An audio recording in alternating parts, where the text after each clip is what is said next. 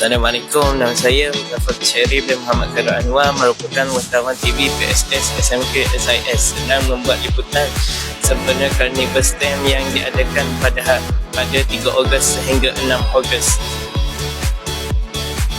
Assalamualaikum, nama saya Muzaffar Syarif bin Muhammad Khairul Anwar, wartawan TV PSS SMK SIS. Bolehkah saya ingin bertanya tuan, apakah kriteria yang perlu ada pada water rocket yang terbaik? Baik, dalam kategori water rocket, kita tidak memandang kepada rupa. Kita memandang kepada prestasi. Kategori water rocket ini terbahagi kepada dua, iaitu kategori sasaran dan juga kategori bebanan. Untuk kategori sasaran, kita pecah kepada dua kategori sasaran, iaitu 70 meter dan 60 meter sekolah rendah dan 80 meter dan 70 meter bagi sekolah menengah.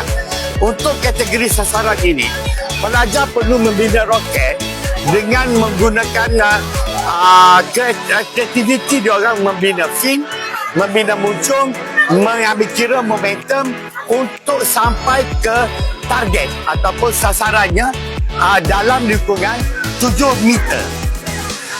Dan bagi kategori yang seterusnya adalah kategori payload. Kategori payload ini adalah kategori bebanan. Dalam kategori bebanan ini, kita bekalkan mereka ataupun peserta ini kepada beri telur. Telur sebagai bebanannya, dan dia akan perlu membina payung terjun untuk elakkan daripada telur itu pecah. Dan masa dikiranya adalah pemenang ataupun kriteria pemenangnya dikira dari segi yang pertama sekali, masa yang paling lama berada di udara. Yang kedua, fizikal untuk bebanan tersebut tak pecah. Yang ketiga, di dalam lingkungan yang telah ditetapkan ataupun parameter yang telah ditetapkan.